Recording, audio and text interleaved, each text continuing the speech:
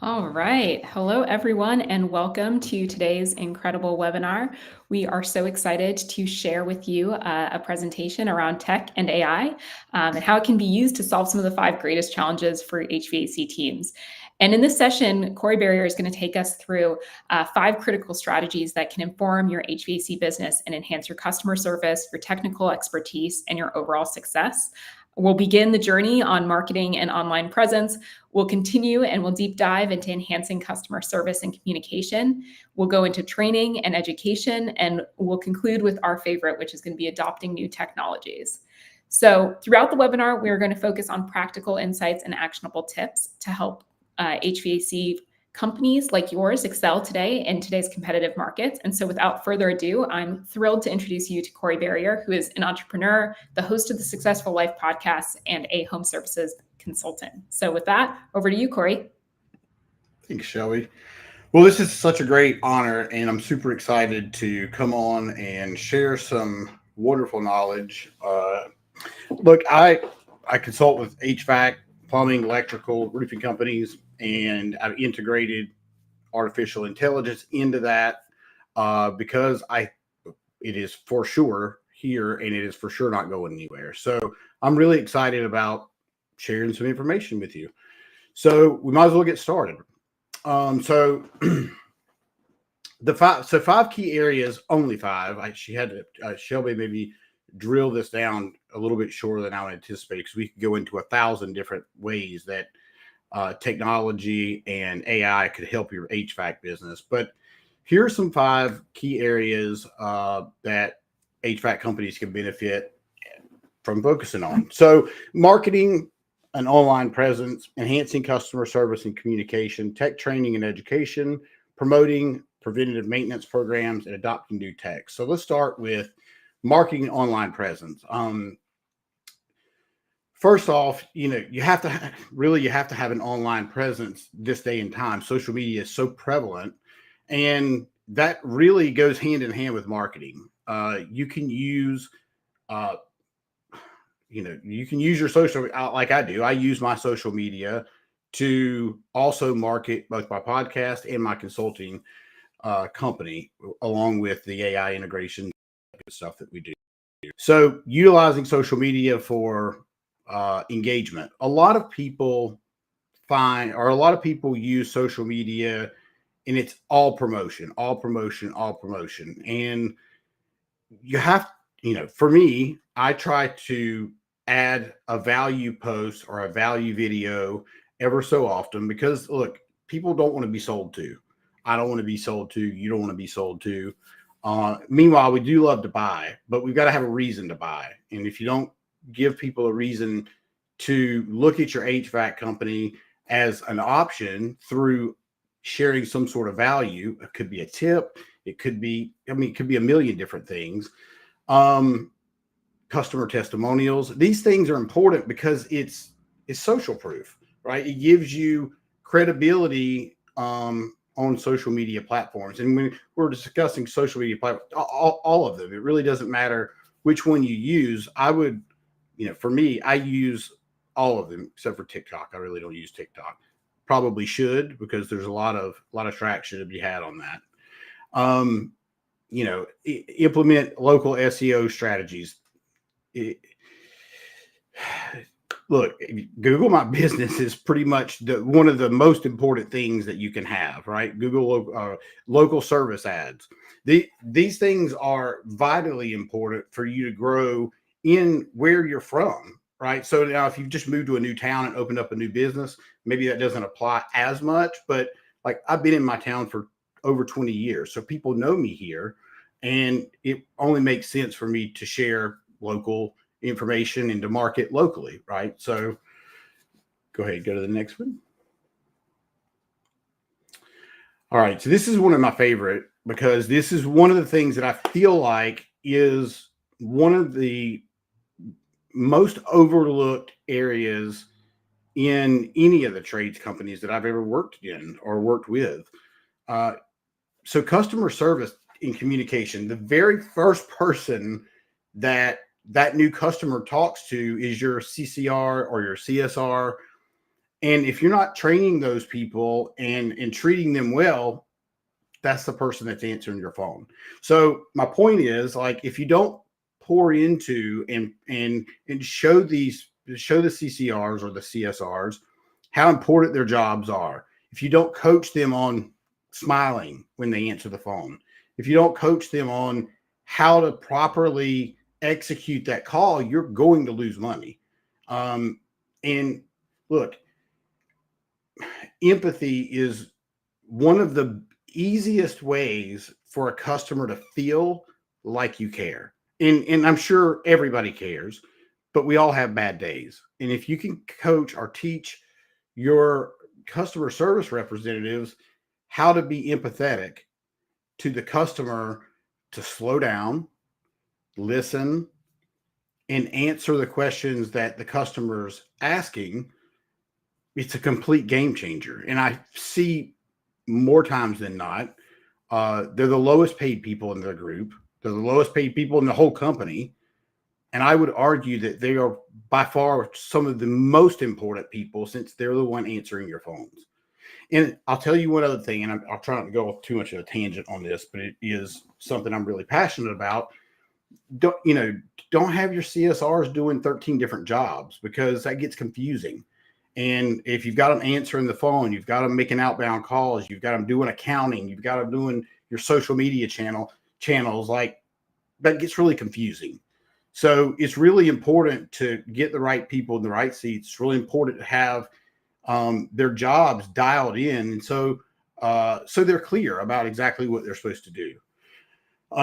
Data management. So obviously you need a CRM system. What we mean by CRM system is, Service Titan, Sarah, House Call Pro, any of the field service software management tools. And you might be thinking, well, Corey, that's crazy. Everybody uses that. But you'd be shocked how many people don't necessarily use that. And it's vital for your company to run it's really vital for the company to run and make money. It's really hard to run a business without having some sort of system in place. But I know that some people do it.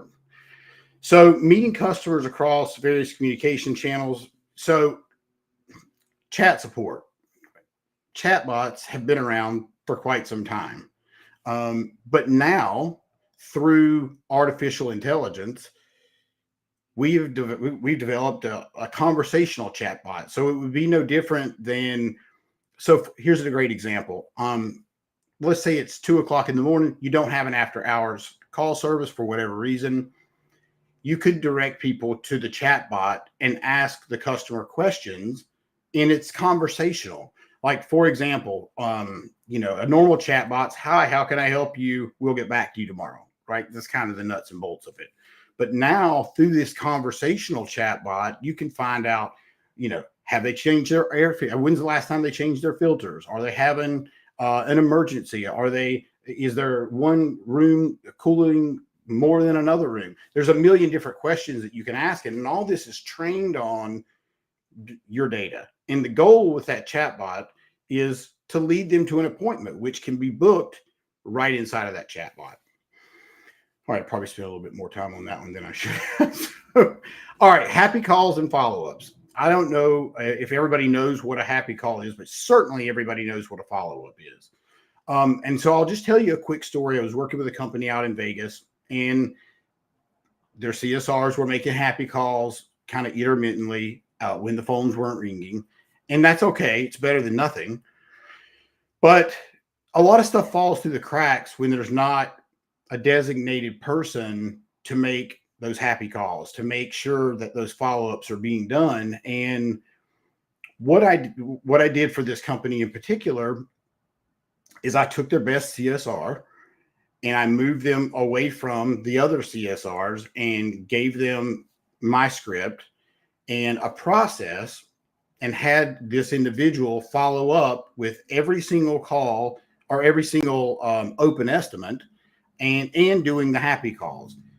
What came out of that, and I don't remember the exact numbers, I sent them to Shelby, but it was like $93,000 the first month. It was $120 thousand the second month, and another $98,000, I believe, the third month. So those calls or that money came from them just following up with people from months ago that just didn't buy for whatever reason. But if we hadn't to put this process in place, those estimates would have just been open from now to the end of time. And I know this is a problem inside of this industry. It's a huge, huge problem. Follow-ups, making the happy calls. Dude, there's so much money. I'm sure you've heard this. The money is in the follow-up, and it 1,000% is. And look, we uncovered so much money just implementing this process. And a lot of CRM systems have the opportunity to do like a ringless voicemail, or we have systems like Chirp is one of the better systems out there that does ringless voicemail, text, and email. And there's a sequence, there's a way, and how I taught this individual to do it, to where you could deploy all three of those, and it wouldn't feel like you're harassing the customer. And I'll give you a quick example. Send out an email, hey, Mr. Customer, we were just out there, blah, blah, blah, date, just following up on the XYZ estimate. And then you can send a ringless voicemail that says, hey, sorry we missed your call, because it's ringless, so the phone didn't ring. Sorry we missed your call. Just want to let you know we sent you an email about the estimate that we came out on XYZ date. And then you send a text message and say, hey, we just want to let you know, we left you a voicemail, we missed you, blah, blah, blah. So it doesn't feel like they're getting, hammered by your company. Now, you've got to do that in the right sequence, or they're going to feel like that. But it does cover all three ways that your customer is going to communicate. All right, next. Perfect.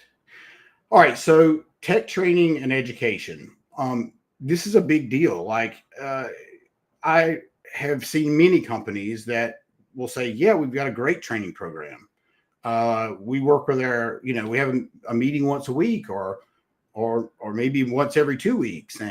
And we talk about areas that they could be working on or that they could be doing better. And look, I mean, that's better than nothing. But a consistent training schedule consists of, 2 to 3 days a week, and you're role playing. Role playing is one of the most underutilized areas when it comes to training CSRs, when it comes to training technicians. It's so important because you're practicing with let's just say the technicians are practicing with one another and not on your customer. If you're practicing on your customer, most likely you're going to be losing sales. Not most likely, you're for sure going to be losing sales until they get better. And so I know it's time consuming. And I know that it's something that a lot of people find uncomfortable. But I assure you that if you implement some sort of training, regular training every week with a role play opportunity for your technicians and your CSRs, I assure you they'll get better. Or you can always call somebody like me and I can help you with that. So encourage certifications to broaden skills, provide opportunities with hands-on training. Well, the hands-on training, I'll just tell you another quick story. I went into a company. They have a whole training center in the back of their building, but the service manager always was teaching their guys on a whiteboard. Well, if most technicians are kinesthetic people, just like myself, I need to touch it, hear it, and see it in order to really grasp what it is you're trying to teach me. And so most technicians, which is why I get along with technicians and people in this industry, is they're exactly the same way. So they really need to have that hands-on training because they're mostly kinesthetic learners. If they were really good at looking at a whiteboard and following directions from a whiteboard, they probably would have went to college. But like me, that was not my forte, right? I don't really learn that way. I learn with hands-on training. All right, let's go to the next. All right, so, and this may sting a little bit, and if it does, that's okay, but it's super important. So I was working with a company a couple of months ago, and they were having trouble. I think they were at a 33% close rate. And so I went, I observed, and what I found was at the end of when the comfort advisor was pitching the customer, they were pitching the full price. So, one system was $26,000, another one was $20,000, another was $17,000. Well, we don't live in that kind of world anymore. Like if you went to a car lot, for example, and your car was $50,000 and the guy said, well, it's $50,000. How would you like to pay? You probably would leave the car lot, because our brains are not trained to just write a check for $26,000 for an HVAC unit that we didn't want to begin with. So what I implemented with that company is you're going to want to show them finance pricing. And you might be thinking, well, Corey, I don't want to pay the finance fee. Well, you're losing money by pitching the whole price. And so we shifted their close rate from 33% up to 55%, I believe it was, in like 60 days, because we all live in a payment world. There's very few things. I mean, God, Netflix, for example, will you pay a monthly payment with Netflix? If Netflix said, well, you got to pay us, I don't even know how much Netflix is at this point, but let's call it $10, probably more than that now. If you had to pay the full $120 for Netflix, you would think twice about it. Not that $120 is a ton of money, but it's just not how we're programmed to pay for things. We're programmed to pay for things: car payment, house payment, Netflix payment, credit card payment. Like we're just not programmed to pay things in full. Doesn't mean that the customer can't pay in full, because they absolutely can, but it would 100% be the second option for sure for that, to tell them the whole price. And I'm not saying you need to hide the whole price, but certainly make it much smaller than the monthly rate for sure. All right. So preventative maintenance services, maintenance agreements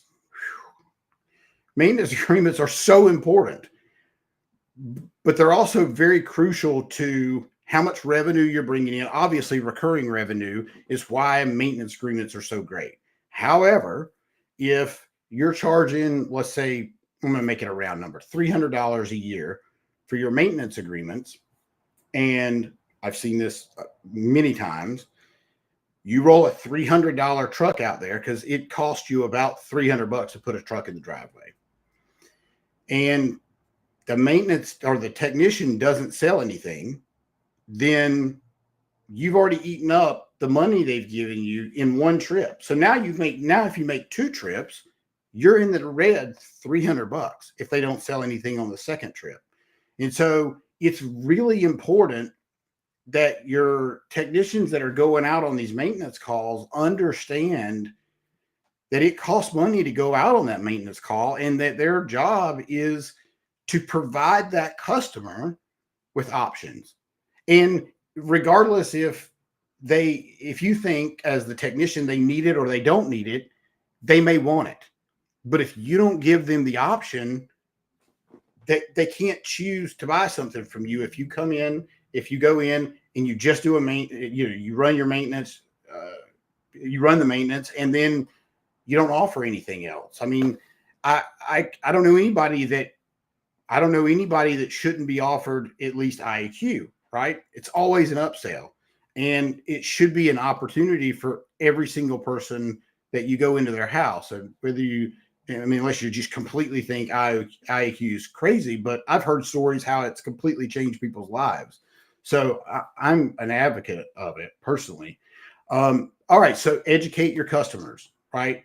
Set expectations, but educate your customers on, like, I'll just use the IAQ example, why this is important, how this could help them in their life, how it's helped other customers with their allergies, how it's, the list goes on and on. And so by explaining these things in storytelling, it's educating customers, right? I've told a couple of stories in this this webinar, I guess is what you call this. And so it helps to paint the picture of the benefit of the things that I'm talking about. And your customers are the same way. Just remember, story, sell, facts, tell. Story, sell, facts, tell. So utilize reminders and follow-up systems. I mentioned Chirp the other day, or not the other day, a few minutes ago. So, we're not great at follow-up. Let's just be honest. Like, follow-up's just not in the trades, and myself. I'm speaking completely to me as well. I don't love follow-up. I don't love trying to remember that I've got to call Joe Blow down the street tomorrow and ask him if he wants to move forward on the system. So you're going to want to put some sort of automation in place to let Joe Blow know it's time for him to make a decision, right? And a lot of people think, well, I don't want to harass my customers. You're not harassing them. I think the average now is between 8 and 12 touches to sell something. So how many times do you get a text message, even from a friend, you look at it and something else happens, and it's 24 hours before you go back to that message to respond to that question? It happens to me all the time. So this really just gives you the ability to make sure those things don't fall through the cracks, because it's money and you've paid for that lead most likely. And so you want to nurture that lead as much as you possibly can without being, crazy or overbearing. And if you follow what I was saying earlier, you may want to go back and re-watch this. Those things work. And if you don't know how to do these things, like I mentioned Chirp 3 or 4 times here, call Chirp. Call Justin over at Chirp. He was on my podcast, a good friend of mine, and they do great work.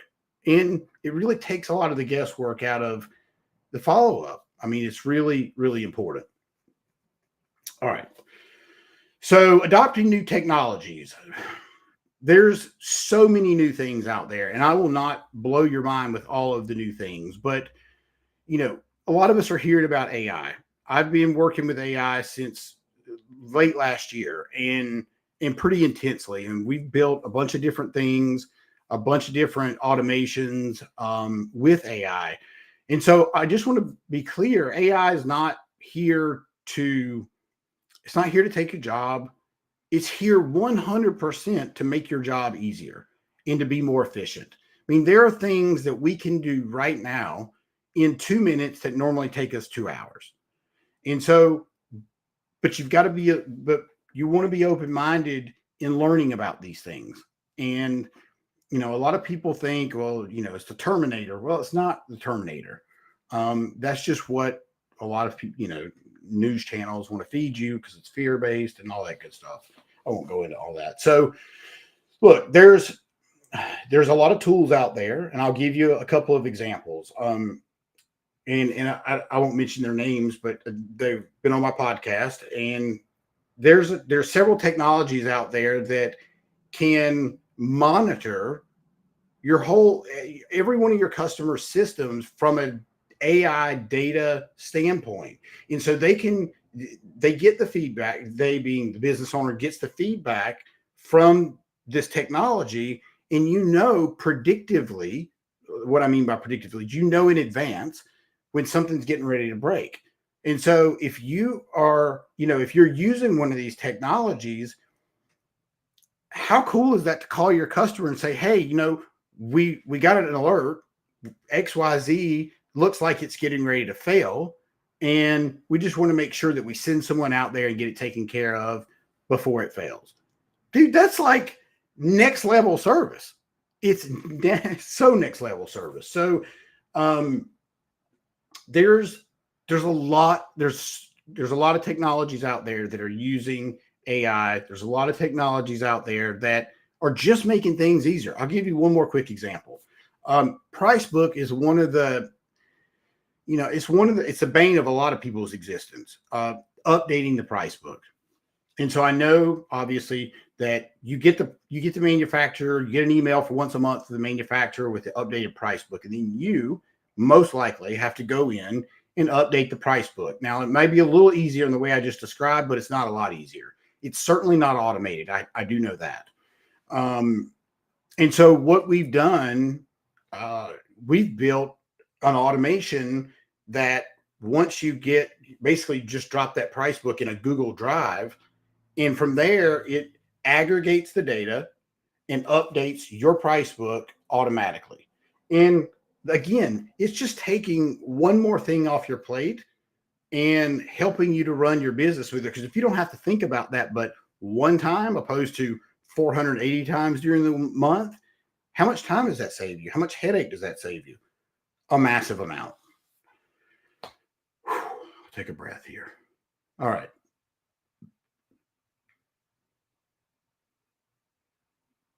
I guess that was the end of it. Amazing. Well, I mean, please keep sharing with the audience some of your tools and tricks. And with that, maybe a great segue into showing some of the ways that you're applying AI today.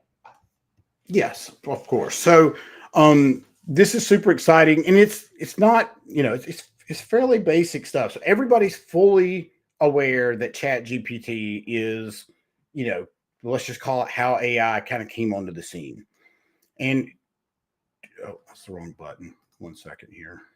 All right, so ChatGPT in itself is amazing. However, as you probably know, and let me know if that, I believe that did share.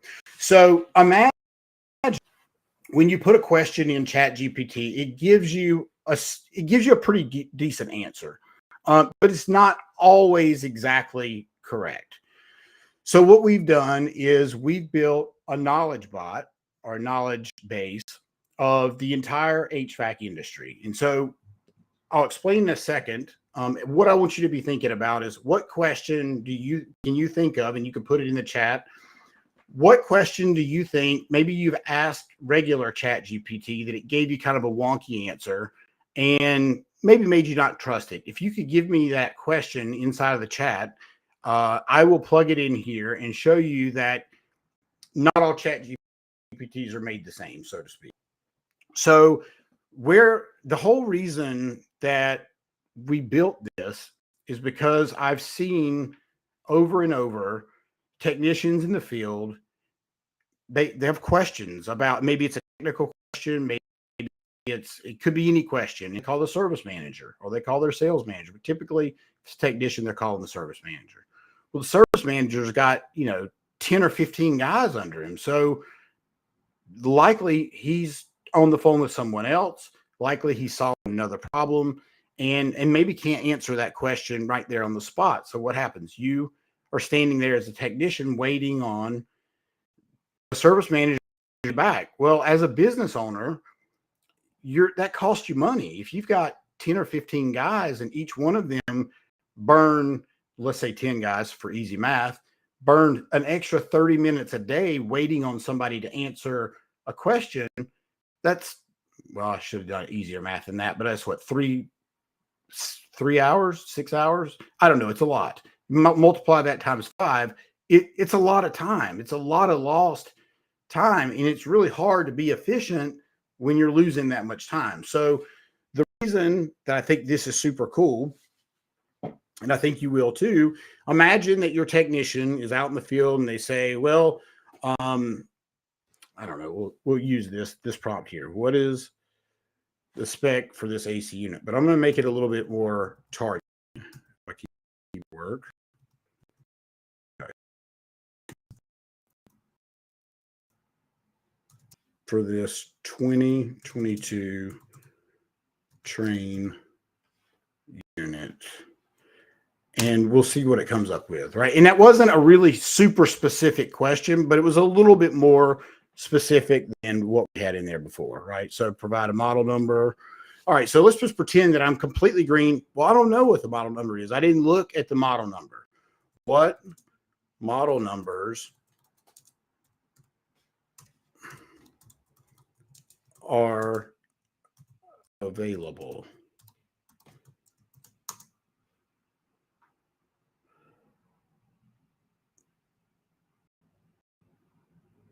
All right, so now, right, you've got all the model numbers. As you can see, Trane offers a variety of different categories. As of my last update, April 2023, here are some common types of Trane units and examples. So now you've got the model number. So now I guess you can calculate that with the actual model number. the point is like regular Chat GPT is not going to give you all this information. It's going to give you not targeted information at all, really. So let's just take this. I'll highlight this. I'll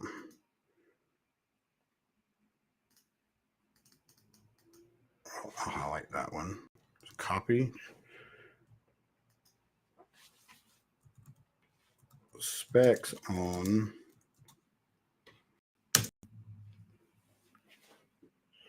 So the idea here is that you could use this instead of, your technician could use this instead of eating up a bunch of time. And if you look, I mean, this is, the information is absolutely correct that it's giving here. Like, it can't not be correct because it's trained on the exact information from the entire knowledge of HVAC. And look, I'm not the guy that does all this. I have an engineer that puts all this stuff together. So don't think I'm this super smart guy, because I just know what the industry needs. And he goes and builds. But if you look here, it's pretty spot on, right? I'm going to give you one more quick example, because it's not just manufacturer information. It's not just equipment information. How do I sell a membership to a 75-year-old lady that is on a fixed income? All right, that's a pretty tough one, right? 75 years old, probably hard of hearing. She's on a fixed income. That makes every technician a little bit uncomfortable.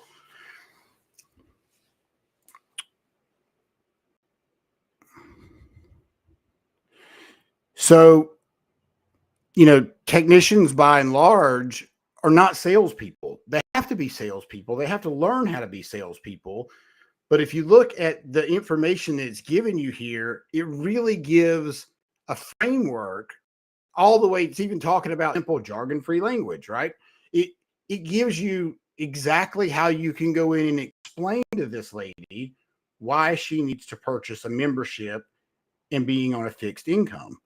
And look, I mean, it's kind of like a cheat sheet for a lot of things. Pretty much anything that you want to ask it. So let's see here. I'm trying to think. Did we have any questions come in? I really want somebody to ask me something hard. Nothing too hard yet, but maybe just one question would be like, what are the steps to follow to commission an HVAC system? It's probably a common one that comes in, and hopefully folks are spending some time on commissioning.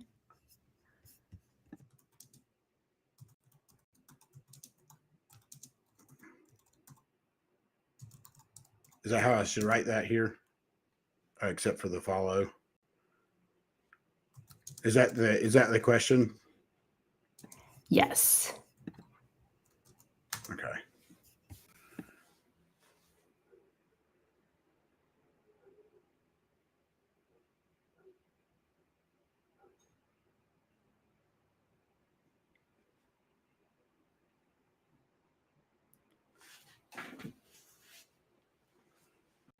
So, I mean, if you're watching this, you can read that the information that's given out is pretty solid, pretty spot on. It is spot on. So, like, I don't want to say it's impossible for it to spit out the wrong information, but based on how we've trained this, it is kind of idiot proof. Meaning, like, it's just not going to give you crazy information. And if you notice, it's not using a bunch of weird language like ChatGPT tends to do. It's not using a bunch of emojis. So, meanwhile, ChatGPT is a part of this, but we've built this particular product on top of ChatGPT. I don't really know how to explain all that because that's not really my forte. And yeah.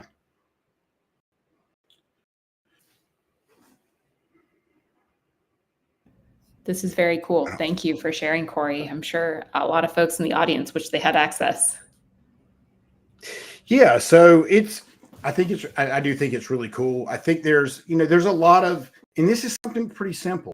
This is not, it is next level. Don't get me wrong, but when you think about AI specifically, um, there are so many other things that you can use AI for than just a bot like this, so to speak.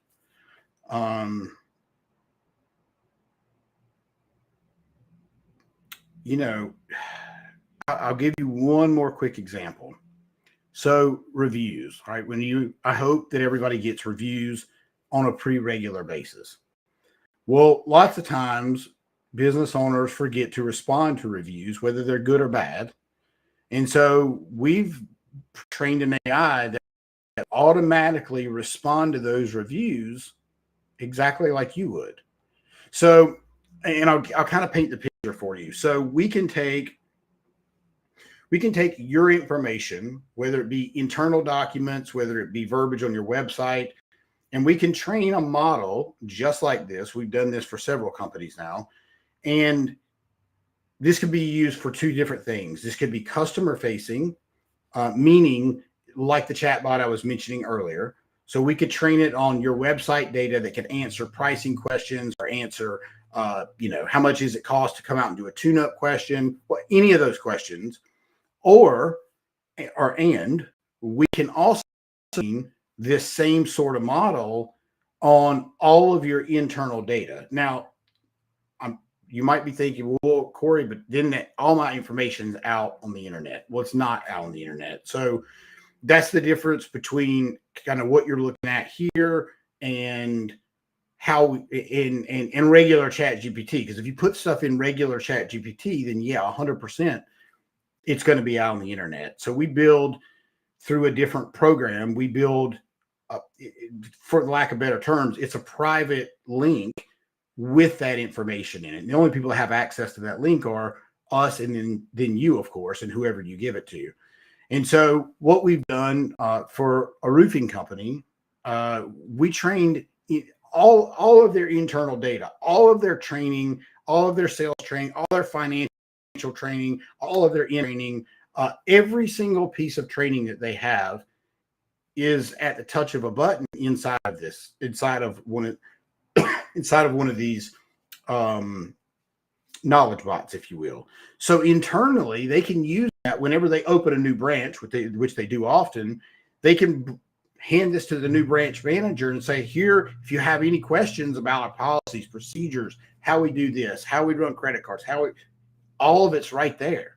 And so the old way of doing that is they would have to go through a bunch of videos, answer a bunch of questions.